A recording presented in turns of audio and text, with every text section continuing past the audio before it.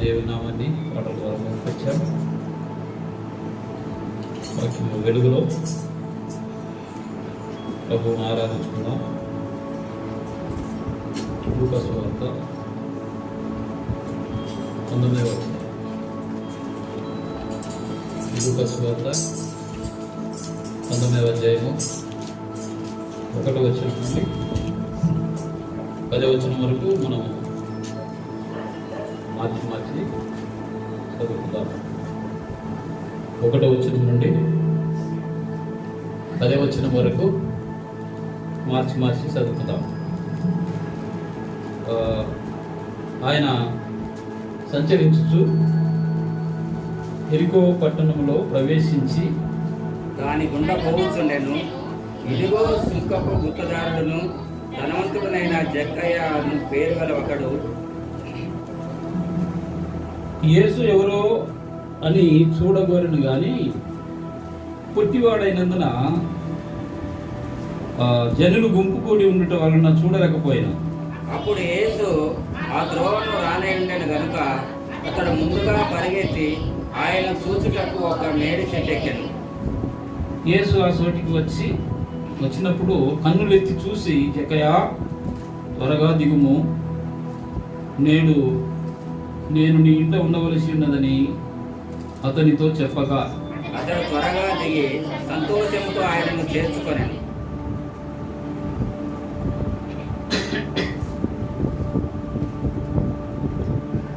అందరూ అది చూసి ఈయన పాపి అయిన మనిషిని యొద్ద బస చేయ వెళ్ళనని చాలా సనుగుకునేది. జక్కయ్య నిలబడి, ఇదిగో ప్రభువా, నా ఆస్తిలో సగం బీదలకి ఇచ్చుచున్నాను. నేనెవరి యొద్దనైనను అన్యాయంగా దేనినైనను తీసుకుని ఎడల అతనికి 4 అంతలు మరలా చెల్లించునని ప్రభువుతో చెప్పాను. అందుకు యేసు, ఇతడును అబ్రహాము కుమారుడే, ఎందుకనగా నేడు ఈ ఇంటికి రక్షణ వచ్చి ఉన్నది. నశించిన దానిని వెతికి రక్షించుటకు మనిషి కుమారుడు వచ్చునని అతనితో చెప్పాను. ప్రార్థన చేసుకుంటాం. ప్రేమ కలిగిన పరలోకమందున్న మా తండ్రి, నీకు వందనాలు, స్తోత్రాలు, కృతజ్ఞతాస్తుతులు చెల్లించుకుంటున్నాం. మహాగణుడవు, మహోన్నతుడవు, పరిశుద్ధుడవు, నిత్య నివాసి అయిన గొప్ప దేవుడవు, మా రక్షణ నిమిత్తం నీ ప్రియ కుమారుడు యేసుక్రీస్తు ప్రభువుని లోకానికి పంపించి ఆయన మరణ, భూస్థాపన, పునరుత్థానముల ద్వారా మాకు రక్షణ, విమోచన, విడుదల కలుగజేసినందుకై స్తోత్రములు. ఈ విధంగా ప్రభు మరి మమ్మల్ని ఏర్పాటు చేసుకున్నందుకు నీకు స్తోత్రం. ఈ దినం నాయన మరి మీ సన్నిధిలో చేరి నిన్ను ఆరాధించుకున్నటకు, నీ శరీర రక్తాలలో పాలు పంచుకున్నటకు మమ్మల్ని నడిపించినందుకై స్తోత్రం, వందనాలు చెల్లించుకుంటున్నాం. కలుపుడు నాయన నన్ను కూడా నీ కృపలో జ్ఞాపకం చేసుకున్నందుకై స్తోత్రం. ఇలా పడుతుండగా ప్రభు మరి నీ నోటికి నన్ను బూరగా వాడుకొని పరలోకం నుండి మీరు విడుదల చేసే లేఖన భావములు వినగలిగిన చెవులు, గ్రహించగలిగిన మనస్సు మా అందరికీ దయచేయండి. ఈ సన్నిధిలో క్రమముగా మర్యాదగా జరిగించడానికి సహాయం చేయమని, ఈ కూడిక సహవాసం అంతా మీరు ఉండి ఆధిపత్యం వహించి నడిపించమని మా ప్రభువును రక్షకుడును నజరేయుడైన యేసుక్రీస్తు నామములో ప్రార్థించి స్తుతించి వేడుకొంటున్నాను తండ్రి, ఆమేన్. ప్రియులారా, దేవుని సన్నిధిలో ఆరాధన చేయడానికి వచ్చినటువంటి మన జీవితాల్లో జక్కయ్యను మన జీవితానికి అన్వయించుకుందాం. జక్కయ్య ఏం చేసినాడు జక్కయ్య అనేది మనము చూసుకుని మరి జక్కయ్య జీవితాన్ని మన జీవితాలకు అన్వయించుకొని యోగ్యమైన విధానంలో ఆరాధన చేద్దాం. ఆత్మతోనూ సత్యముతోనూ యథార్థముగా ఆరాధన చేద్దాం. మొదటిగా మనం చూసినట్లయితే చూడండి, ప్రభువును చేర్చుకున్నటువంటి జక్కయ్య, ప్రభువును చేర్చుకున్నటువంటి జక్కయ్య 7వ వచనంలో మనం చూస్తే చూడండి, ఎవరున్నా అందరూ అది చూసి ఈయన పాపి అయిన మనుషుని యొద్ద బస చేయ వెళ్ళనని చాలా సనుగుకొనేది. ఎవరు జక్కయ్య? పూర్వము మనము చూసినట్లయితే జక్కయ్య జీవితం, బిఫోర్ లైఫ్ జక్కయాస్ మనం చూసినట్లయితే హీ వాజ్ ఏ సిన్నర్ అని మనకు తెలుస్తుంది. ఎట్లా తెలుస్తుంది అంటే అందరూ జక్కయ్య వైపు వేలు చూపిస్తున్నారు. ఏమని చూపిస్తున్నారు? He is a sinner. Yesu ప్రభు అతని వద్ద బస చేయడానికి వెళ్తున్నాడని తెలిసి ఏం చేస్తున్నారు? ఈయన ఎవరు? Jesus Christ is going to participate in the feed of Zacchaeus. Zakkayya ఇంటిలో భోజనం చేయడానికి లేదా బస చేయడానికి వెళ్తున్నాడు. జక్కయ్య ఎవరు అంటే ఒక పాపి ఇంటికి పరిశుద్ధుడైన యేసు ప్రభు వెళ్తున్నాడు. While we were in the world as sinners, Jesus came to us for saving us from every sin. మనలను రక్షించుట కొరకు యేసుక్రీస్తు ప్రభు పాపులమైన మనల్ని రక్షించడానికి ఈ లోకానికి వచ్చాడు. అంతేకాదు 10వ వచనంలో మనం చూసినట్లయితే ఏముంది? 10వ వచనంలో మనం చూస్తే నశించిన దానిని వెదకి రక్షించుటకు మనుష్య కుమారుడు వచ్చెను కదా. కాబట్టి the Son of Man came to seek and save the lost. నశించిన దానిని వెతికాడు, అదేవిధంగా రక్షించాడు. వెతుక్కుంటూ వచ్చాడు. ఎవరెవరైతే నశించిపోతున్నారు, దేని వలన నశించిపోతున్నారు? పాపముల వలనను అపరాధముల వలనను నశించిపోతుండగా యేసు ప్రభు వెతుక్కుంటూ వచ్చాడు నీ దగ్గరికి. జక్కయ్య దగ్గరికి వచ్చిన యేసు నీ దగ్గర కూడా వచ్చాడు. జక్కయ్య నశించిపోతూ ఉండగా యేసు వచ్చి రక్షించాడు. నీవు నశించిపోతుండగా యేసు నీ దగ్గరికి వచ్చి నిన్ను రక్షించాడు. నిన్ను రక్షించిన యేసయ్యకు నువ్వేం చేయాలి? నీవు ఏమి చేయవలెనో ఏం చేయాలి? ఆయనకు కృతజ్ఞతాస్తుతులు చెల్లించాలి. Thanks giving Jesus Christ for your salvation. నీ రక్షణను బట్టి నీవు ఆయనకు కృతజ్ఞతాస్తుతులు చెల్లించాలి. కాబట్టి ఇక్కడ మనం చూస్తే జక్కయ్య యేసు ప్రభును తన ఇంటిలోనికి చేర్చుకున్నాడు, ఆహ్వానించాడు. Zacchaeus welcome to Jesus into his home as well as into his heart. ఇంటిలోనికి చేర్చుకున్నాడు, తర్వాత హృదయంలోనికి చేర్చుకున్నాడు. మీరు చేర్చుకున్నారా? Did you welcome Jesus Christ into your home and your heart? Come on, tell me. చెప్పండి, చేర్చుకున్నారా? Very good, right. యేసు ప్రభువును మీ ఇంటిలోనికి చేర్చుకున్నారు అంటే Jesus Christ is dwelling in your home or not? Yesu ప్రభువు నీ ఇంట్లో నివసిస్తున్నాడా లేదా? ఏ ఏ సందర్భాలలో యేసు ప్రభు నీ ఇంట్లో నివసిస్తాడు? ఏ ఏ పరిస్థితుల్లో యేసు ప్రభు నీ ఇంట్లో నివసిస్తాడు?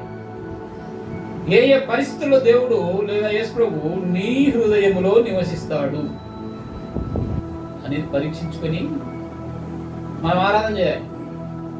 నీ హృదయము చెడినదైతే యేసు ప్రభు నీ హృదయంలో ఉండడు.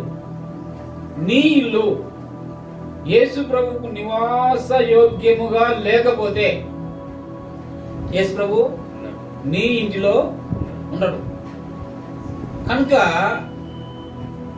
మనం ఆరాధించే ముందు పరీక్షించుకోవాలి. How Jesus Christ saved us. ఎలా యేసు ప్రభు మనలను రక్షించాడు? ఏ పరిస్థితుల్లో యేసు ప్రభు మనలను రక్షించాడు? దాన్ని బట్టి మరి ఇప్పుడు నువ్వు చేర్చుకున్నా అని చెప్తున్నటువంటి నీ జీవితంలో మరి ఒకసారి యేసు ప్రభు ఏం చేస్తారంటే నీ ఇంటి తలుపు కడతాడట. ఇదిగో నేను తలుపు యొద్ద నిల్చుండి తట్టుచున్నాను. ఎవడు నా స్వరము విని తలుపు తీసినో నేను అతని ఇంటిలోనికి ప్రవేశించి అతనితో కూడా భోజనము చేస్తాను. యేసు ప్రభు చెప్తున్నాడు, నేను వస్తాను, తలుపు కొడతాను, నా స్వరం వినాలి. నా స్వరము విని ఎవరైతే తలుపు తెరుస్తారో వారి ఇంటిలోనికి ప్రవేశిస్తాడట. ప్రవేశించి ఏం చేస్తాడు? నీతో కూడా కలిసి భోజనం చేస్తాడు. ఇక్కడ ఏమంటున్నారు వాళ్ళు 7వ వచనంలో? అది చూసి ఈయన పాపి అయిన మనుషుని వద్ద బస చేయ వెళ్ళినని చాలా సనుగుకొనిది. యేసు ప్రభును జక్కయ్య తన ఇంటికి ఆహ్వానించాడు, తన ఇంటిలో భోజనం ఏర్పాటు చేశాడు. అదే ప్రభువు నీ ఇంటికి రావడానికి నీ తలుపు కొడతాడట. మరి ఆయన స్వరం వినడానికి నీవు రెడీయా? ఆయనకు తలుపు తీయడానికి నీవు రెడీయా? ఆయనను నీ ఇంటిలోనికి ఆహ్వానించడానికి నీవు రెడీయా?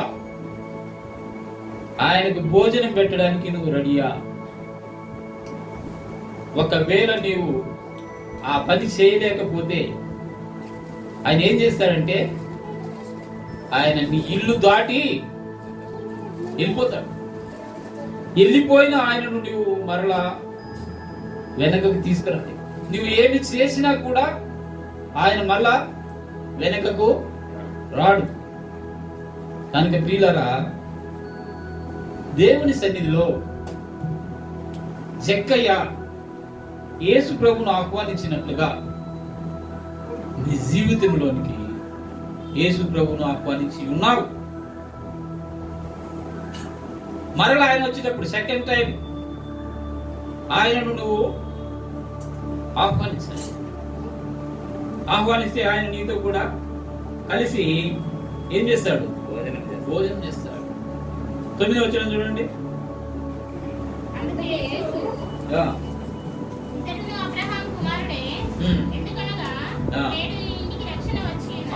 చూసారా, ఇక్కడ జక్కయ్య ఇంటికి రక్షణ వచ్చింది అంటే అర్థమైంది.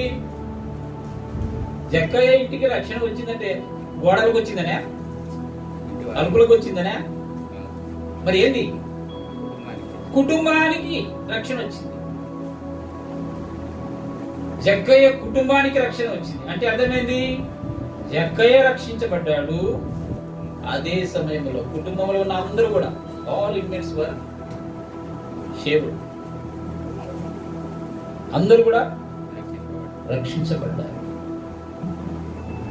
కనుక ఒక్క జక్కయ్య యేసు ప్రభువును తన ఇంటిలోనికి ఆహ్వానించిన దాన్ని బట్టి కుటుంబంలో ఉన్న వారందరూ కూడా రక్షణ పొంది ఉన్నారు. ఇతడును అబ్రహాము కుమారుడే. ఎందుకంటే ఈ ఇంటికి నేడు రక్షణ వచ్చింది. ఈ రోజే ఏమొచ్చిందట? రక్షణ వచ్చేసింది. ఇతడును అబ్రహాము కుమారుడే. కాబట్టి నీవు అబ్రహాము కుమారుడుగా స్వీకరించబడ్డ తరువాత నీ ఇంటికి రక్షణ వచ్చింది. దేవుని కుమారుడు. Now you are son of God. నీవు ఇప్పుడు దేవుని కుమారుడు. దేవుని కుమారుడు అయిన నీవు ఏం చేయాలా? ఆయనను ఆరాధించాలి. ఆయనకు కృతజ్ఞత స్తుతి చెల్లించాలి. అది మన జీవితంలో ప్రభువు కోరుకునేది. ఎలాంటి ఆరాధన అనేది మనం అనేక సార్లు చూస్తూ వచ్చాం. ఎలాంటి ఆరాధన? యథార్థమైన ఆరాధన, ఆత్మతో సత్యముతో ఆరాధించే ఆరాధన దేవుడు కోరుకునేది. పెదవులతో కాదు, పెదవులతో చేసే ఆరాధన కోరుకోడు ఆయన. నీ హృదయాంతరంగములలో నుండి రావాలి ఆరాధన. అప్పుడు ఆ ఆరాధన దేవుడు ఆగ్రానిస్తాడట. ఏం చేస్తాడట? ఆగ్రానిస్తాడు. కాబట్టి వీళ్ళరా, దేవుని సన్నిధిలో మన రక్షణ నిమిత్తమై మనం దేవుని ఆరాధించాల్సినటువంటి వారంగా ఉంటున్నాం. ఇతడును అబ్రహాము కుమారుడే. ఎందుకంటే ఈ ఇంటికి రక్షణ వచ్చింది. తర్వాత మరి అతడు ధనవంతుడు. మొదటి వచనం మనం చూస్తే చూడండి.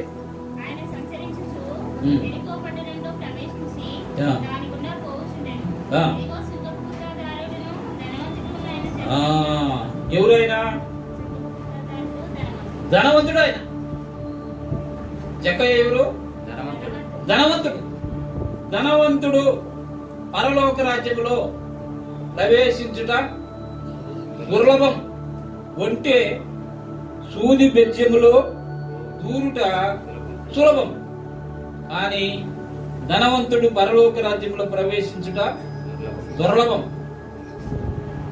కనుక ఇక్కడ ఏమంటున్నాడు? ఇతడు, ఈ జక్కయ్య లోక సంబంధమైన ధనవంతుడుగా ఉన్నాడు. ఎలా ఉన్నాడు?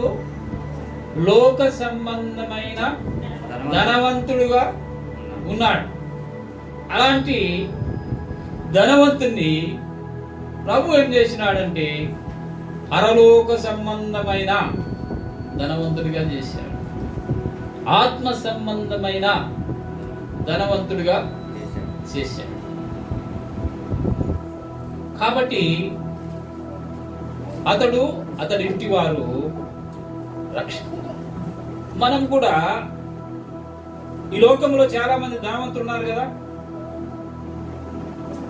ఆ ధనవంతులు పరలోక సంబంధమైన ధనవంతులు అయితే పరలోకం దొరుకుతుంది. ఇప్పుడు మనం ఈ లోకంలో ధనవంతులు కాదు అనుకోండి. అయితే దేవుడు మనల్ని ఏం చేసినాడంటే పరలోక సంబంధమైన ధనవంతులుగా చేశాడు. మనం ఈ లోకంలో దరిద్రులుగా జీవిస్తూ ఉండగా మన కొరకు ఆయన ఈ లోకానికి వచ్చి మన దరిద్రతను తొలగించి ఆయన మనల్ని ధనవంతులుగా చేశాడు. ఇప్పుడు మనం ఎవరేమో పరలోక సంబంధమైన ధనవంతులు.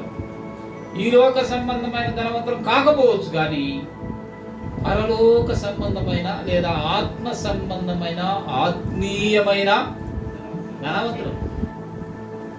దానిని బట్టి ఇప్పుడు మనము దేవుని స్తుతించాలి, దేవుని ఆరాధించే వాళ్ళంగా మనం ఉండాలి. తర్వాత 2వ వచనం కూడా చదువుకున్నాం. ఏమని? ఎరికోకుండా పోతున్నాడు. పోతే ఏం చేశాడు? ఎరికోకుండా పోవచ్చుండగా జక్కయ్య విన్నాడు. అంటే అతని అంతరంగంలో ఏం కలిగింది? మార్పు కలిగింది. యేసు ఎవరో అని చూడాలని కోరిక, యేసును చూడాలని కోరిక. మరి ఎంతమందిలో చూడాలని కోరిక చెప్పండి? లోకములో ఉన్నటువంటి హోదా ఉంది. ఏమని హోదా ఉంది? ధనవంతుడు, ఇంకా సుంకపు సుంకపు గుత్తదారు, ట్యాక్స్ కలెక్టర్ హోదా ఉంది. సొసైటీలో ఒక స్టేటస్ ఉంది. కానీ దేవుని దగ్గర ఏ హోదా లేదు. ఉందా? లేదు. కానీ ఎప్పుడైతే యేసు ప్రభువు తన ఇంటిలోనికి ఆహ్వానించాడో అప్పుడు పరలోక సంబంధమైన స్టేటస్ అతనికి, ఆ హోదా దేవుడు అనుగ్రహిస్తూ వచ్చాడు. రెండవదిగా మనం చూస్తే జక్కయ్యలో ఈ మార్పు రావడానికి గల కారణాలు చూస్తే 3వ వచనం చూడండి. యేసు ఎవరో అని చూడగోరని గాని, యేసు ఎవరో అని చూడగోరని కానీ కొట్టివాడైనందున జనులు గుంపుగూడి ఉండుట వలన చూడలేకపోయిన చూడలేకపోయిన ఆశ ఉంది. He wanted to see Jesus Christ, but he is dark. అతను ఎవరు? కొట్టివాడు. చాలా మంది ఉన్నారు, జనం గుంపులుగా ఉన్నారు. ఆ జనములో యేసును చూడటానికి ఇతనికి చేతగాలేదు. ఆశ ఉంది, చూడలేకపోతున్నాడు. వెంటనే ఐడియా వచ్చింది. ఏం ఐడియా వచ్చింది? మేడి చెట్టు ఎక్కడానికి, ఇక్కడ నాకు యేసు కనిపించడు అని చెప్పి పరిగెత్తుకుని పోయి ఏం చేసినాడు? మేడి చెట్టు ఎక్కినాడు. మేడి చెట్టు ఎక్కి ప్రభువును చూశాడు. మేడి చెట్టు ఎక్కి ప్రభువును చూశాడు. మరి ప్రభు అతన్ని చూశాడా? చూశాడా లేదా? 5వ వచనం మనం చూస్తే, యేసు ఆ చోటికి వచ్చినప్పుడు కన్నులెత్తి చూచి, జక్కయ్య త్వరగా దిగుము, నేడు నేను నీ ఇంట ఉండవలసి ఉన్నదని అతనితో చెప్పగా, యేసును జక్కయ్య చూశాడు. తిరిగి యేసు జక్కయ్యను చూశాడు. వీళ్ళరా, ఎప్పుడైతే నువ్వు యేసును చూస్తావో అప్పుడు యేసు నిన్ను చూస్తాడు. When you see Jesus Christ, then Jesus Christ see towards you. ప్రభువును నువ్వు చూస్తే నీ వైపు యేసు చూస్తాడు. కనుక మన ఆత్మీయ విశ్వాస జీవితంలో if you get any problem, you have to see toward Jesus Christ. Then you will get solved from all problems. అన్ని సమస్యల నుండి నీకు సాల్వ్ వస్తుంది, పరిష్కారం దొరుకుతుంది. ఎప్పుడు? నీవు యేసు వైపు చూసినప్పుడు. యేసు వైపు కాకుండా లోకం వైపు చూస్తే యూ కెనాట్ గెట్ ఎనీథింగ్. ఏమి కూడా నువ్వు పొందుకోలేవు. ఫర్ ఎగ్జాంపుల్, పేతురు చూస్తాం మనం. సముద్రం మీద తుఫాన్ చెలరేగి అలలు ఆ పడవను కొడుతూ ఉన్నప్పుడు శిష్యులందరూ కూడా భయపడ్డారు. మునిగిపోతాం మనం, ఏడుస్తున్నారు, కేకలు పెడుతున్నారు. ఆ టైంలో యేసు ప్రభు మెల్లగా వచ్చాడు. సముద్రం మీద నడుచుకుంటూ రాగానే అందరూ భయపడ్డారు. ఏమనుకొని భయపడినారు? భూతమని. యేసును చూసి భూతమని భయపడ్డారు. అయితే ప్రభు చెప్పాడు, భయపడకుడి, నేనే అన్నాడు. నీవే అయితే నేను కూడా నీ వద్దకు నడుచుకుంటూ రావడానికి నాకు సెలవిమ్ము పేతురు అన్నాడు. కమాన్ పీటర్స్ అన్నాడు. పేతురు నడుస్తున్నాడు. ఎక్కడ నడుస్తున్నాడు?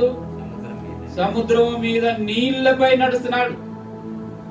యేసు వైపు చూచుచూ నడుస్తున్నాడు. ఎంతసేపు యేసు వైపు చూస్తూ నడిచాడో అంత ఉన్నంతసేపు బాగానే నీళ్ళ మీద నడుస్తూ వచ్చాడు.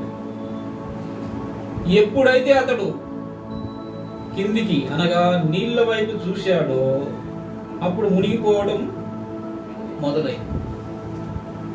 మునిగిపోతున్నటువంటి అతడు కేకలేస్తున్నాడు, ప్రభువా నన్ను రక్షించు, నన్ను కాపాడు ప్రభు అంటున్నాడు.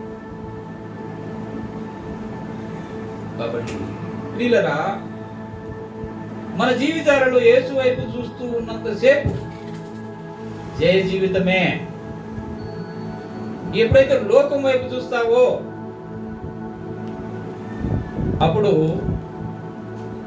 You will be failed. లోకం వైపు చూస్తే నువ్వేమవుతుందో ఏం ముందుకెళ్ళవు.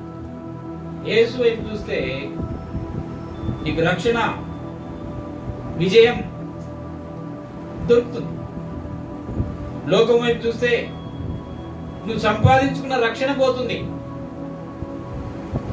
లోకంలో నీకు విజయం అనేదే ఉండదు. కనుక పరీక్షించుకోవాలి ప్రియులారా. షేర్ వచ్చినటువంటి మన జీవితాలలో జక్కయ్య జీవితంలో నుండి మనం నేర్చుకున్నటువంటి మాట,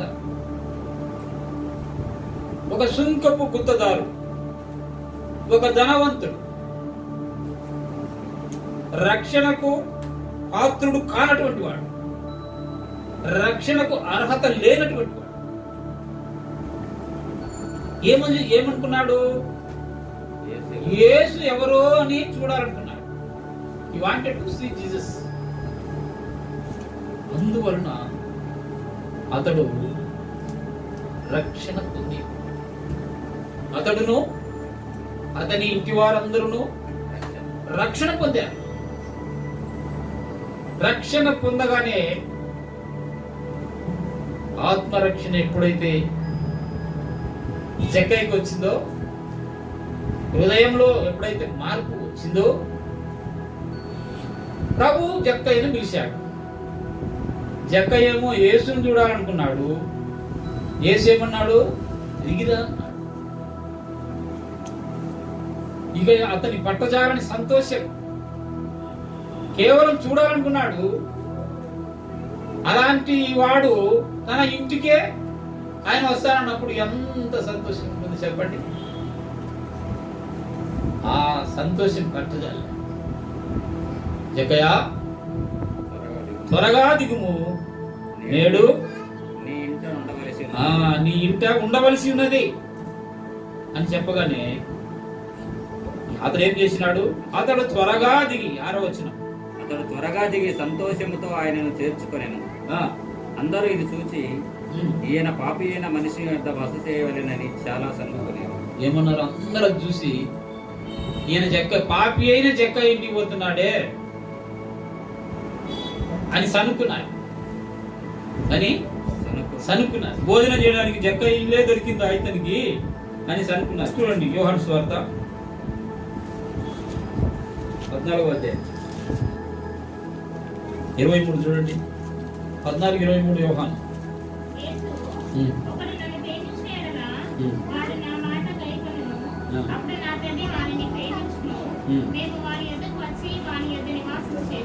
చూసారా? యేసు ఏమంటున్నాడు? ఒకడు నన్ను ప్రేమించిన ఎడల వాడు నా మాట గైకొంటాడు. అప్పుడు నా తండ్రి వానిని ప్రేమిస్తాడు. మేము వాని వద్దకు వచ్చి వాని వద్ద నివాసము చేతుము. ఏం చేయాలండి? ఒకడు ఏం చేయాలా?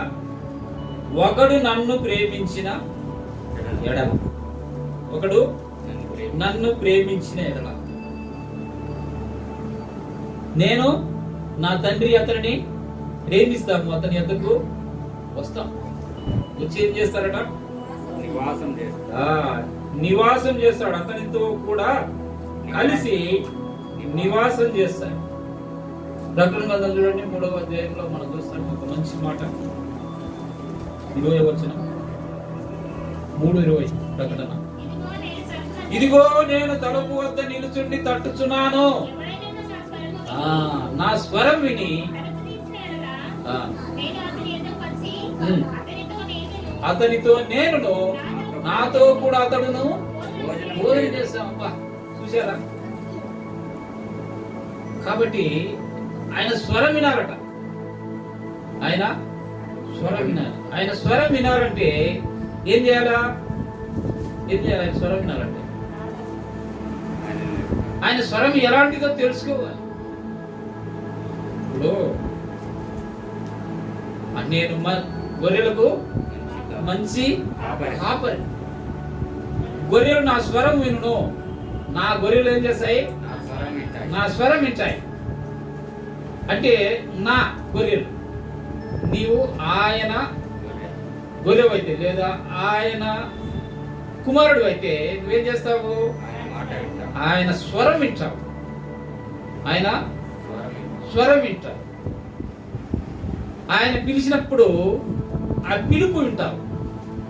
వేరే వాళ్ళ పిలుపు ఒకలా ఉంటుంది, తండ్రి పిలుపు ఒకలా ఉంటుంది. ఆ తండ్రి పిలిచినప్పుడు ఆ పిలుపును ఏం చేయాలట? వినాలా? ఆయన స్వరం.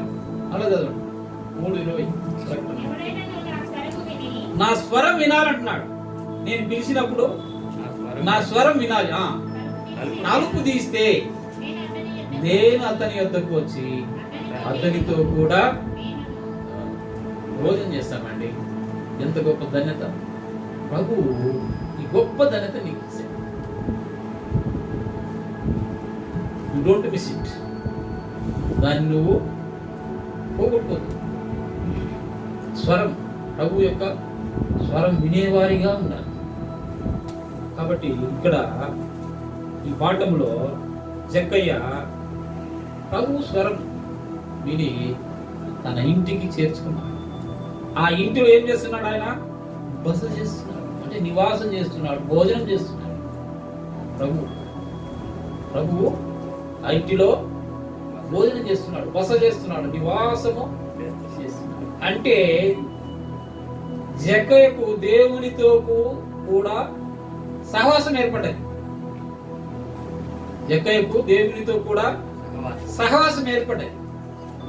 అందువలన దాన్ని బట్టి నేడు ఈ ఇంటికి రక్షణ నశించిపోతున్నటువంటి జక్కయ్య కుటుంబాన్ని దేవుడు వెతికి రక్షించాడు. నశించిపోతున్నటువంటి నీ కుటుంబాన్ని దేవుడు వెతికి రక్షించాడు. కాబట్టి అర్హత లేని మన జీవితాలు దేవుడు ప్రేమించాడు. నా మాట విని నన్ను పంపిన వాని యందు విశ్వాసముంచువాడు నిత్య జీవము కలవాడు. ప్రభు మాట వినాలి. ప్రభు యొక్క మాట వినాలి. కనుక ప్రియులారా, యేసు వైపు చూస్తూ మన ఎదుట ఉంచబడిన పందెములో ఓపికతో ఎలా పరిగెత్తారట? ఓపికతో పరిగెత్తాలి. విశ్వాస జీవితంలో ఓపిక అవసరం. ఏమి అవసరమో? ఓపిక అవసరమో. ఓపిక లేకపోతే విశ్వాసాన్ని కోల్పోతాం. విశ్వాసాన్ని కోల్పోతే పడిపోయిన వారం అవుతాం. పడిపోతే ఇంక అంతే సంగతి కదా. కాబట్టి పరీక్షించుకొని ప్రభు సన్నిధిలో యోగ్యమైన విధానంలో మనము ఆరాధన చేద్దాం. అందరూ కూడా మోకరించండి ప్రియులరా.